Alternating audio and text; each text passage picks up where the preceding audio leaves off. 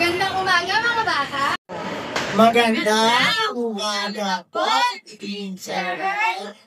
Okay, sila.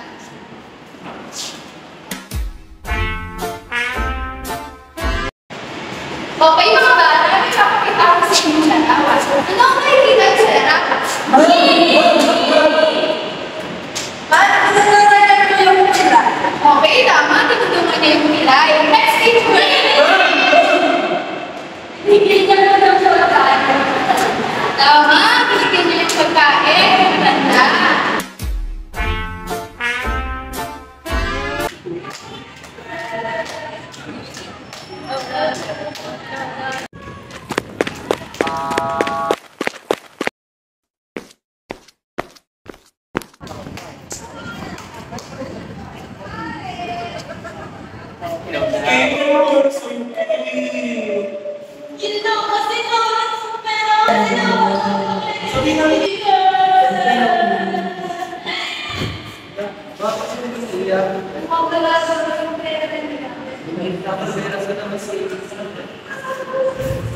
Sa'yo pa to?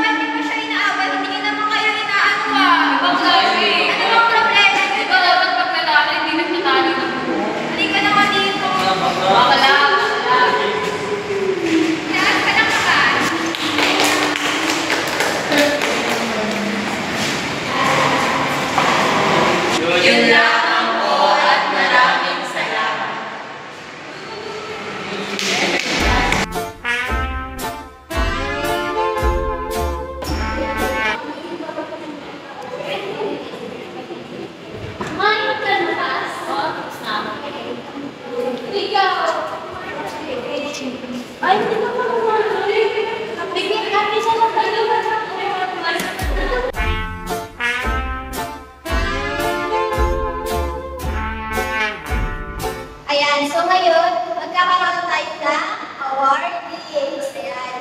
So pag ginamit ko yung pangalan, magpunta dito sa harapan at kapalakpakan ninyo. Okay? So, start tayo ngayon na. Most A goes to Cintos Ginali.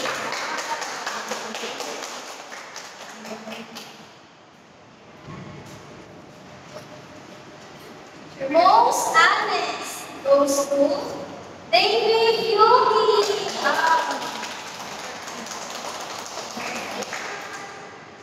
And most fearful in the class goes to Perez Sandra. So, ayan. So, palakpakan naman natin yung mga naka-receive ng award.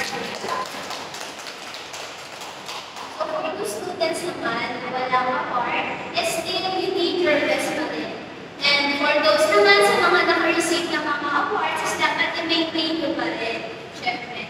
And yung mga hindi naka-receive ng award is kung kaya nila, kakayanin ko. Yun lang.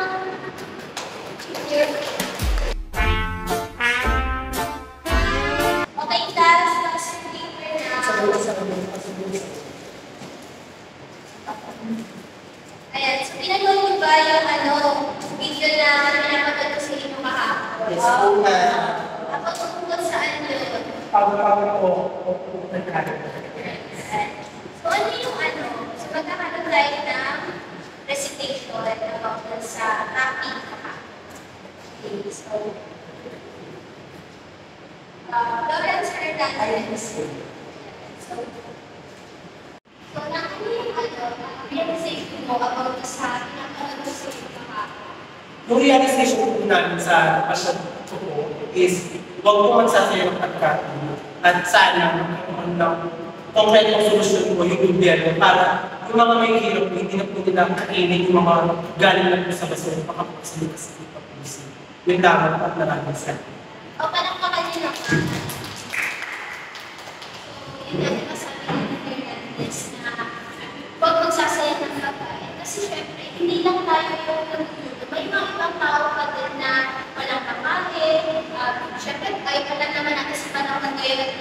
mahirap ang buhay, di ba? So, hindi lahat is nakakakain. So, as much as possible, kung kaya mo gusto, wag na nagsasaya tayo ng pagkain.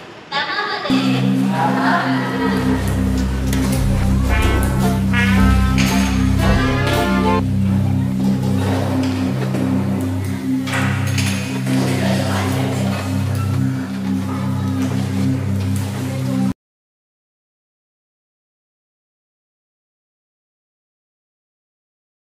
Okay, class, 10 minutes na lang.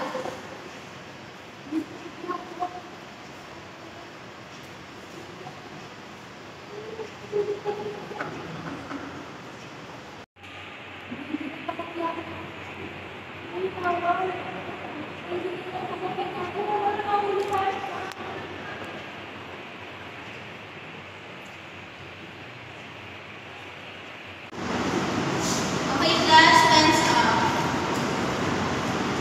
President, collect the paper.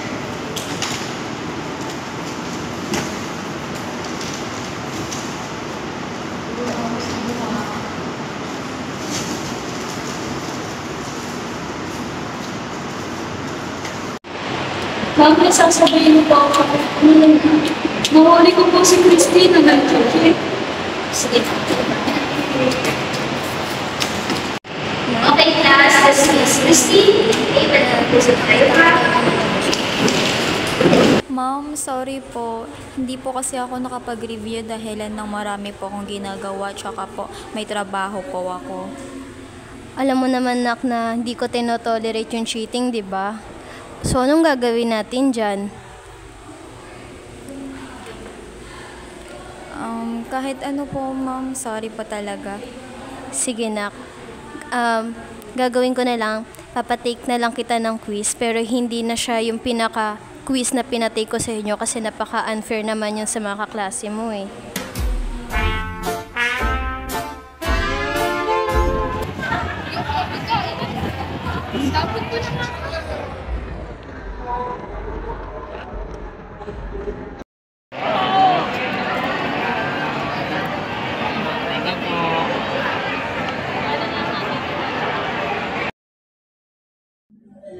Sa mundong puno ng hamon at pagsubok, ang kabutihan, kabaitan at pagtulong sa kapwa ay parang liwanag sa gitna ng dilim.